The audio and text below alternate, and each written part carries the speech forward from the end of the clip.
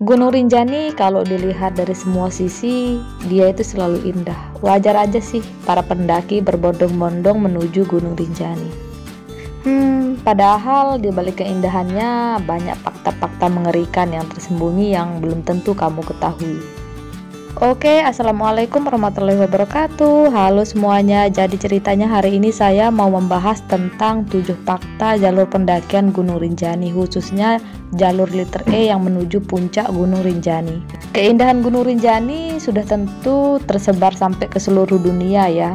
Hanya saja banyak yang tidak tahu bahwa banyak sekali fakta-fakta mengerikannya. Dan mari kita bahas 7 fakta jalur pendakian liter E yang menuju puncak Gunung Rinjani. Yang pertama, jalurnya. Jadi jalur yang menuju puncak Gunung Rinjani atau jalur liter E ini full dengan pasir plus bebatuan kerikil. Kalau lewat jalur ini jangan harap kalian itu menemukan jalur yang mulus. Jalurnya itu semuanya full dengan pasir dan bebatuan. Fakta yang kedua yaitu sekali melangkah 2 kali mundur. Jadi ketika kalian melangkahkan kaki ke atas, maka kaki kalian itu akan mundur 2 langkah. Tentu aja hal ini akan membuat kalian sangat kesusahan. Ya iyalah, sekali melangkah 2 kali mundurnya. Nggak logis sih. Kecuali kalau semalam udah turun hujan. Kalau misalkan udah turun hujan, maka pasirnya ini akan padat sehingga kalian itu nggak terlalu mengeluarkan energi yang begitu banyak. Fakta yang ketiga yaitu tidak ada pembatas. Ya, benar sekali. Jadi itu gunung ya, bukan gedung hotel. Jadi di sini tuh nggak ada pembatas sama sekali. Jadi kalau kalian nengok ke kiri jurang, ke kanan jurang, ke depan pun jurang. Ngehalus sedikit nyawa pun melayang. Jadi kalau kalian melewati jalur ini harap untuk tetap fokus. Fakta yang keempat, tidak ada pohon di jalur ini. Ada sih cuman 1 pohon cemara nunggal, tapi itu belum masuk jalur liter E.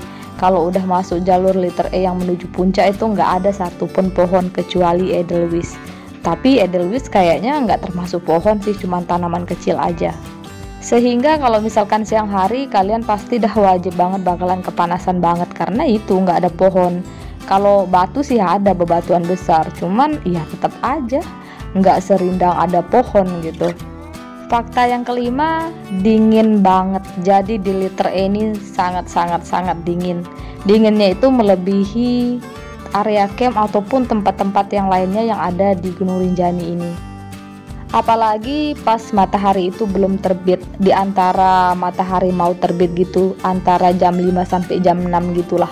Pokoknya di sekitaran jam itu wah dinginnya itu dingin banget pokoknya. Sehingga mengharuskan kalian harus menggunakan jaket yang tebal ataupun ya pakaian yang bisa menghangatkan tubuh dengan ekstra. Fakta yang keenam yaitu anginnya kenceng. Iya, benar sekali, anginnya di sini tuh kenceng banget. Bahkan ada suatu waktu saya itu ketemu sama angin puting beliung pas turun. Untuk angin kencang sebenarnya nggak perlu ke liter E ya. Dari area camp aja kita bisa denger tuh suara angin yang sangat kencang. Apalagi kalau udah di jalur ini, anginnya super kencang. Apalagi kan tadi saya bilang nggak ada penghalang, nggak ada pohon, jadinya itu angin itu langsung gitu nerpa tubuh kita. Jadi kebayang dah kayak gimana sih dinginnya. Kalian bayangkan dah gimana rasanya cuaca yang sangat dingin ditambah dengan angin yang sangat kencang. Ngeri sih. Fakta yang ketujuh yaitu harus melakukan summit di jam 1 pagi. Minimal itu di jam 12 dan turunnya itu harus sebelum sore. Sebenarnya tidak ada aturan tentang kapan mau summit dan kapan mau turun summit, hanya saja cuaca sangat tidak mendukung. Ketika kalian melakukan summit di atas jam yang sudah saya sebutkan tadi, misalkan kalian iseng nih mau summit di jam 7 pagi. Nah, kalian bayangkan dah tuh kapan turunnya.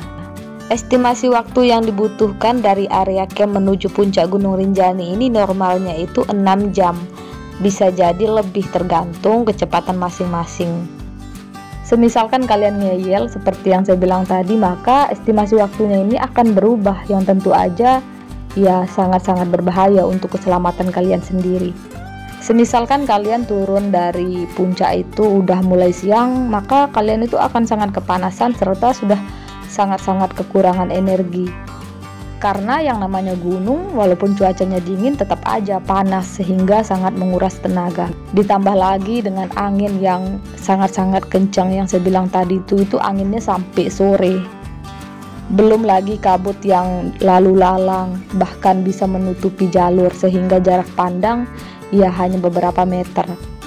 Itulah sebabnya makanya untuk summit Gunung Rinjani ini ya minimal itu jam 1 malam dan pulangnya itu ya maksimal ya jam 12 siang lah, atau ya sekitar jam 2 jam 3.